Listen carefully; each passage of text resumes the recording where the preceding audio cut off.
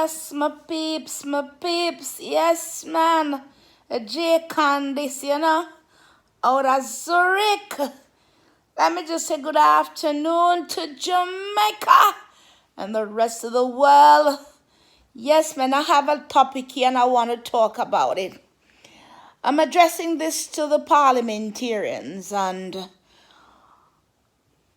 the Prime Minister, the Most Honorable Andrew Holness. I saw and I've been looking through a lot of videos streaming out of Jamaica, even to the news. I mean, what it sound like, say, we are biased, because I am a JLP. I'm not a PNP. I'm a JLP. And I don't like the fact that you're taking all the praises for yourself. I don't like that. Let me tell you what I'm talking about now. I've seen they hit out about the dancehall songs. A man like Vybz Kartel is incarcerated because of a murder that has not yet been proven. Ninja Man has given up himself because of a murder that or whatever was the case. I don't want to assume anything. And a lot of men are in the jail because they belongs to the Gaza system. Some men have said that Movada, they want to rape, and the story is unending. Mr. Prime Minister, I want to ask a question because I see a lot of people come out and they bash you, and I don't think a bashing is something that is by telling you about your mother, your wife, or whatever is necessary. But as a Prime Minister, and a young Prime Minister wow, you could be my son. A young Prime Minister at that. I saw some things you're doing and it's not appropriate. I know I'm going to get a lot of bashing on my YouTube channel because of that. But I'm telling you the truth. So you're showing your clocks. And in a previous video I talked about, you said that every man must have a castle. Mr. Usain Bolt will be down because of COVID-19 because he engaged in partying and he should have been showing, an upright standing. A man that the world has come to respect because of his running capacity on the field. Well, Mr. Prime Minister, you think that your actions are right? Now I realize that the PNP and the JLP parties have gone to dub plate now, and you guys are doing the dub fashion thing. The very thing that you're eating out on, that it caused the young people to become warlords, murderers and killers. Both men and women of society are doing it. And now you're engaged in it so you can run your political party. And it's like when I was growing up, after a while they had this two sound would come together and then it's death in the end, who kill who. Don't you think that your action is also igniting such a thing? I'm asking the question because I see you lifting up your clocks because you went to Clarkstown. And how many Jamaicans, Mr. Prime Minister, can buy a clocks?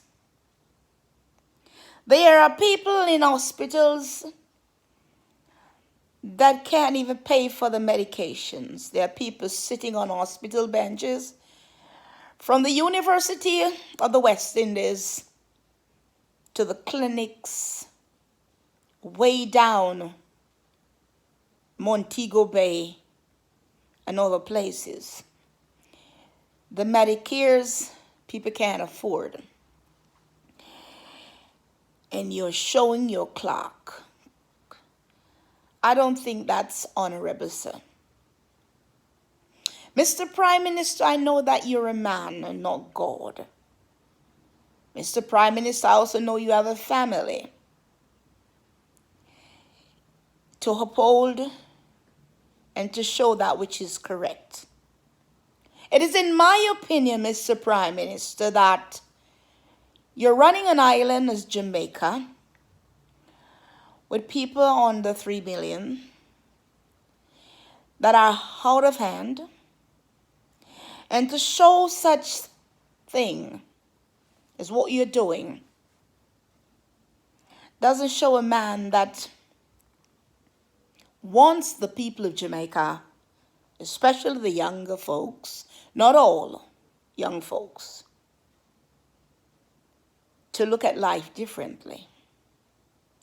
I agree that our culture comes with music.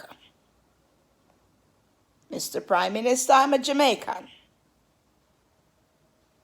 I respect both political parties because over the years, since 1962, I have seen a lot of different things happen in Jamaica.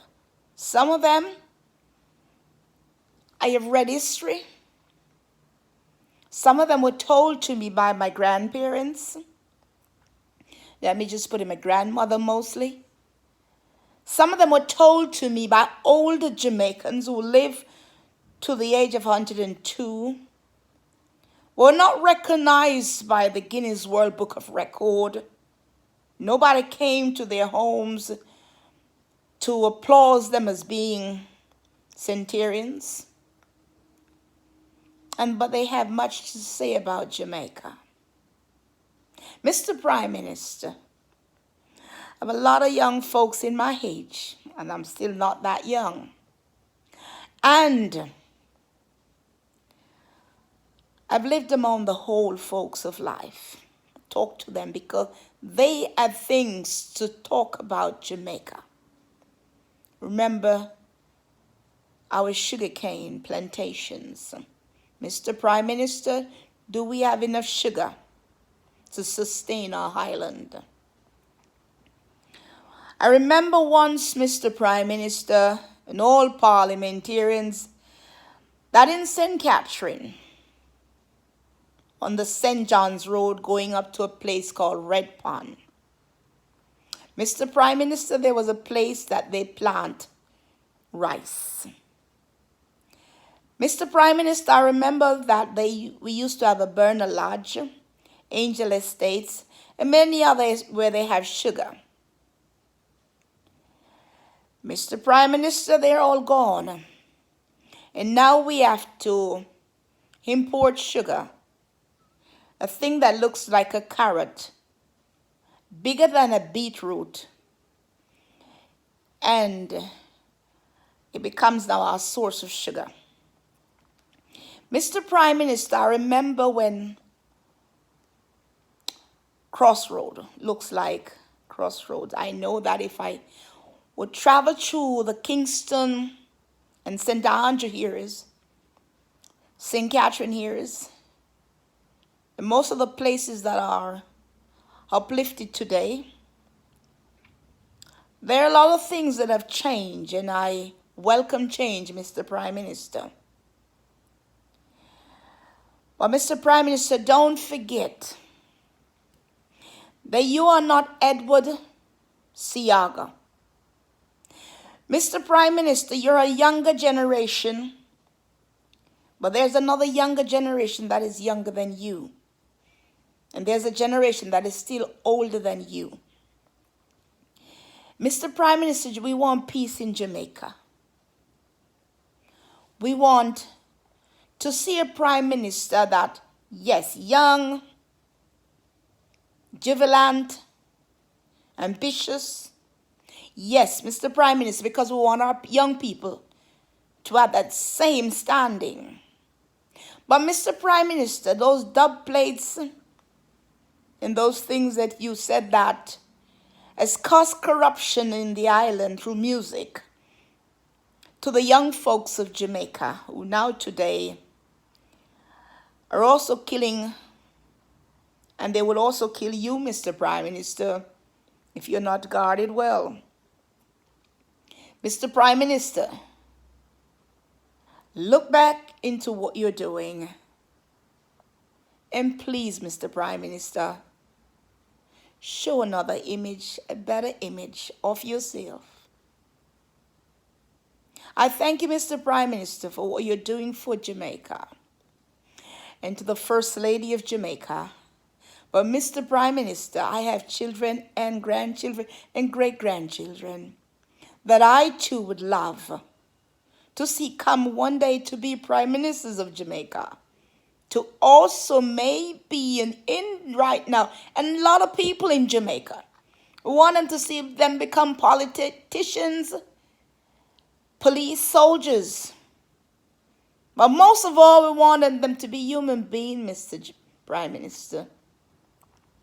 And from what I'm seeing right now, Mr. Prime Minister, those music that you don't uphold to, that are bringing our children down, Mr. Prime Minister, and I'm taking that from the office of the Prime Minister and from all parliamentarians, that these music are destroying the lives of our people. Mr. Prime Minister, Jamaica people love good things. But when you show a poor man your clocks, Mr. Prime Minister, when you show a poor man a clocks that he can't afford, Mr. Prime Minister, think on these things. This is JCon TV out of Zurich, saying on each and every one of us, in this time of COVID-19, wash your hands, safe distances, wear your mask. Once again, shalom.